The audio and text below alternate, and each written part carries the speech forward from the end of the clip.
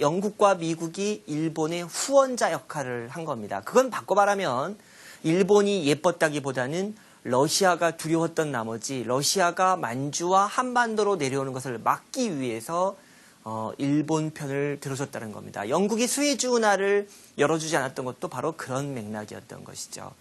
자, 이것이 바로 당시 유럽이 바라본 러일 전쟁, 그리고 유럽이 바라본 우리 한반도의 아주 불행한 운명이었습니다.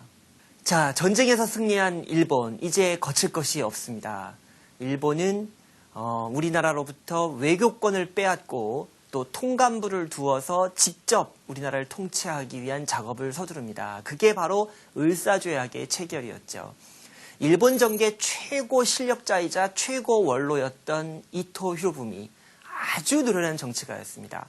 바로 그 사람이 우리나라에 나타나죠. 그리고는 1905년 11월 17일 덕수궁 중명전에서 바로 을사조약 체결을 강요하게 됩니다. 고종은 끝까지 거부했습니다. 지금 중명전 보시고 있는데요. 고종 황제는 끝까지 비준을 거부했습니다. 하지만 을사오적이라고 부르는 대신들은 그렇지를 않았습니다. 지금 이 사진은 을사조약을 체결한 이후에 그 일본인들이 너무 좋아서 자기네 그 공사관 앞에서 이토 히로부미 주재로 그 축하 세러모니를, 그러니까 기념식을 지금 벌이고 있는 장면입니다. 정말 너무나 좋았겠죠. 그러나 우리로서는 너무나 비극적인 순간이었습니다. 다음 사진 또 보시면요. 요게 이제 그 당시 강요들 사진이에요. 여기는 이제 이완용도 있고요. 그 가운데 영친왕이라고 해서 순종 황제의 동생이죠. 그래서 이제 우리나라의 마지막 황태자, 아까 그 엄상궁의 아들입니다. 자, 다음 사진 보면은요. 이 사진은 뭐냐면 이게 원래는 동학교단이에요. 그러니까 그 1894년 동학농민운동이 끝나고 나서 10년이 지나면서 이 동학 지도부가 이제 근대화 노선으로 전환합니다. 그러니까 서학이 싫다고, 서양이 싫다고 동학이라고 이름 붙였던 사람들이었잖아요. 그런데 10년이 지나면서 근대화 노선으로 이제 노선을 바꿨고요. 특히 러일 전쟁 때 일본 편을 들어요. 그래서 백인종 러시아보다는 같은 황인종이고 또 이웃나라인 일본이 이기는 게 좋겠다. 그래서 일본을 후원합니다. 다음 사진 보시면 알 수 있어요. 예, 요게 이제 후방에서 보급품을 날라다주는 이 동학 교인이고요. 옆에 일본 군인 두 사람은 아주 여유 있게 가고 있고, 반면에 우리 동학 교인은 그 무거운 지게짐을 지고 또 열심히 실어 나르고 있는 장면이죠. 이렇게 해서 우리 한국인들 가운데 상당수가 일본 편을 들었다는 것도 우리가 기억해야 할 대목입니다. 그런데 을사조약은요, 사실은 국제법상 무효입니다. 효력이 발생할 수 없는 조약이에요. 첫 번째로 이 조약 원문을 잘 보게 되면 조약의 명칭이 없습니다.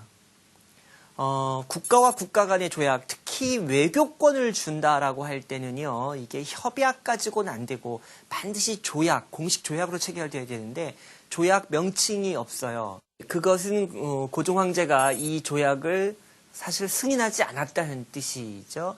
그리고 고종의 그 서명, 그러니까 비준이 없습니다. 그래서 이거는 무효예요.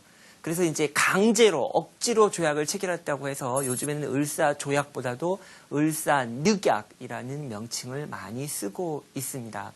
자, 이렇게 을사조약이 체결된 소식이 이제 전국에 퍼지게 되자 난리가 났습니다.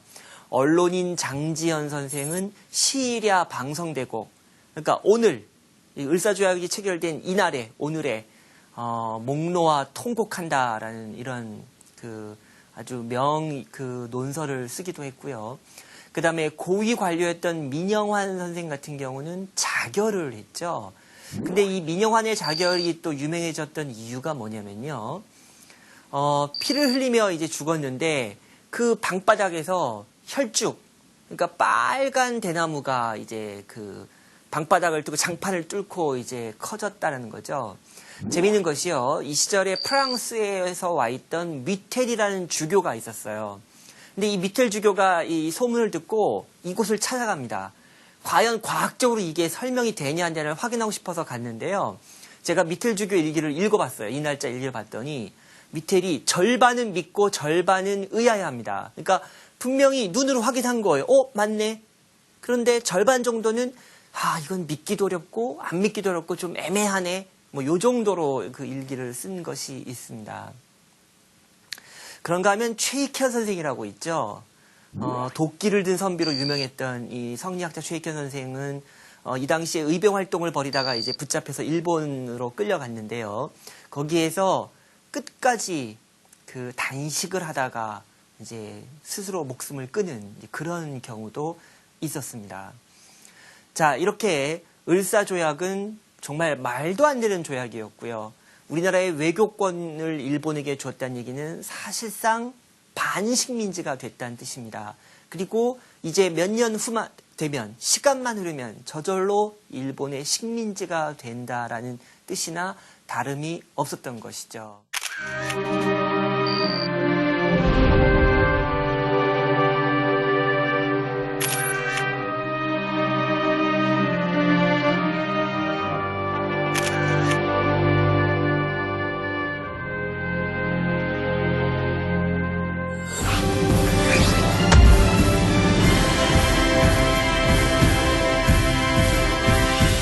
1905년 을사조약이 체결되자 이제 우리 국민들 사이에서는 반성의 목소리가 터져나오기 시작합니다. 대체 우리가 뭘 잘못했던 걸까? 우리가 뭘 놓쳤던 것일까? 지금이라도 늦지 않았으니 우리가 뭘 어떻게 해야 할까? 자, 이런 문제의식을 가지고 나오는 것이 바로 애국계몽운동이라는 것인데요. 이 애국계몽운동이라는 것은 학교를 설립해서 민족교육을 하고 그리고 전문가 교육을 해서 인재를 기르자. 또 회사를 만들고 공장을 차려서 자본주의를 통해서 부국강병을 꾀해보자. 또 신문이나 잡지 등을 통해서 그리고 국사 국어연구를 통해서 우리 국민들을 계몽해보자. 뭐 이런 취지의 운동이 되겠습니다. 그러니까 지식인 위주의 계몽운동이에요. 자, 그래서 전국 각지에 이제 학교 설립 운동이 본물처럼 터져 나옵니다. 불과 5년 사이에 전국 방방곡곡에 2,000개가 넘는 학교가 생겼어요. 지금 보시는 학교는 휘문이라는 학교입니다. 지금도 있죠. 휘문의수. 그래서 보통 보면 교회에서 세운 학교들이 있고요. 그 다음에 애국지사들이 이렇게 세운 학교들이 있습니다. 거의 다 사립학교.